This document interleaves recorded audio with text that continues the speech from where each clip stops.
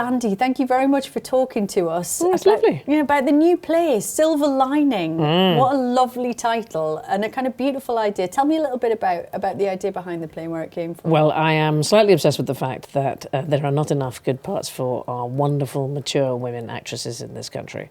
And I am a believer that you shouldn't just complain about things, you should get off your bottom and go and do something about it.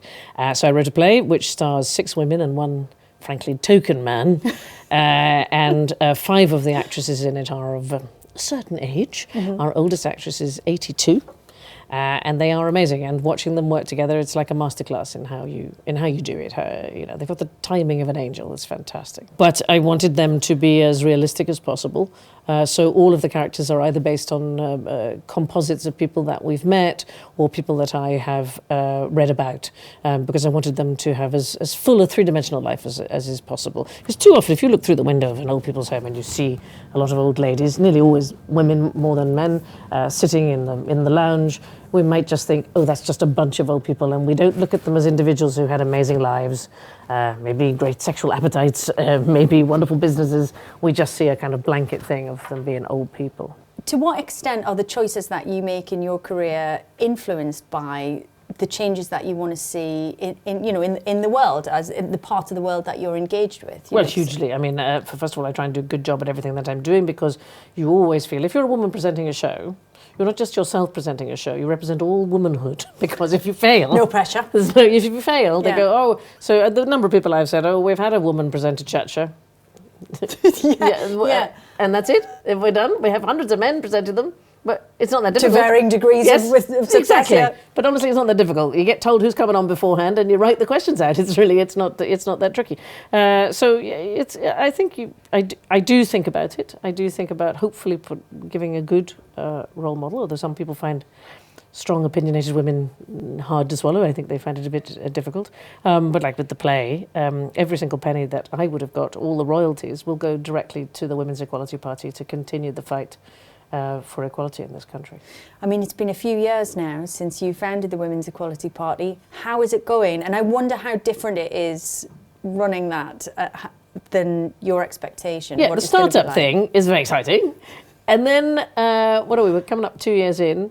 It's running a business, and it's expensive. I had no idea how expensive or complicated it is. But what's so heartening is when you do go and visit the branches, and we have, well, I'm trying to think, there are more than 70 branches around the country now.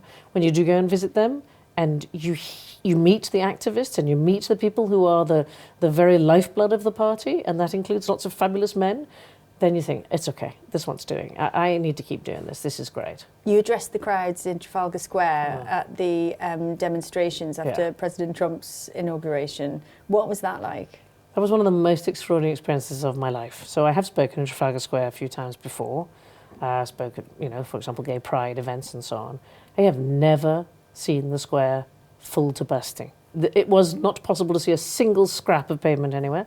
And I could also hear all the people down Whitehall behind me and in every artery. And at one point I said to the crowd, they can hear us in Parliament from here, so let's make a noise and make sure that they do. And the noise rolled over me. It was like a wave. It was the most astonishing and powerful noise I've ever heard in my life. And then you feel a tremendous sense of responsibility. You feel a tremendous sense of responsibility to make sure you're not just saying random things to the crowd. You're saying things that will make people feel better, because I think a lot of people are frightened at the moment, and that will activate people. I think everybody has an activation button, and we'll activate them to do something. And it doesn't have to be on a global stage. It doesn't even have to be on a national stage. It could be in your street. It could be in your family. It could be making sure that everybody is treated fairly in some smaller manner. But we can all do something, every single one of us. And in terms of your own activism and alongside a very busy professional life, how do you kind of maintain your own equilibrium and find time for yourself and all of the things that you're interested in? I mean, my family are amazing. And they always keep my feet on the ground. So I was sitting at a wonderful table where we can seat 14. The entire family was sitting at Sunday lunch, and I was sitting at the head of the table. I was telling what I thought was a rather fine story. And my daughter Megan tapped me on the hand. She said, "Mum, nobody's listening." I said, "People pay money for this, So I think, well, you've got family. There's nothing more levelling, is there, than Yeah. having your own kids tell you to shush. So that just keeps the ego in check. Yeah, But I don't. what about kind of taking time for yourself? I mean, you know, as you say, it's a really busy time for you in all sorts of different ways. Yeah, that doesn't happen so much, and I keep promising. I keep promising them all that that's going to happen very soon. The problem is that there's so much I enjoy. I love doing QI. I love being in the office working out the facts that we're going to use. I've loved being in rehearsal for the play. I like sitting in my office and writing. I like what I do, as I'm sure you do, because you bring such energy to what you do. So it must be because you like doing it.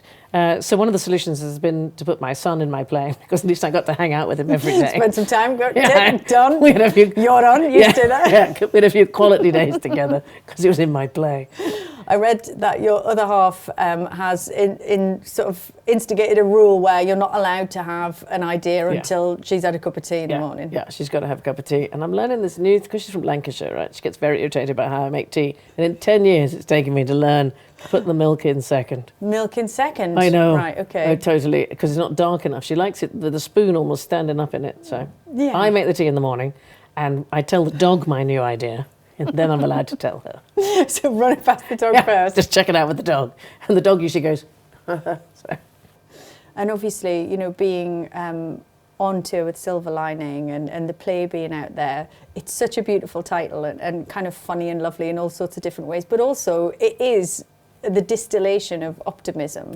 Yeah. I mean, you obviously are an optimist. Yes, absolutely. I cannot be anything else. I travel around this country, as I'm sure you do, and members of the public come up because I've been in their sitting rooms, and they hug me, and my general view is that this country and its people is a far nicer, kinder population than the press would ever have us believe, and I find that really heartening.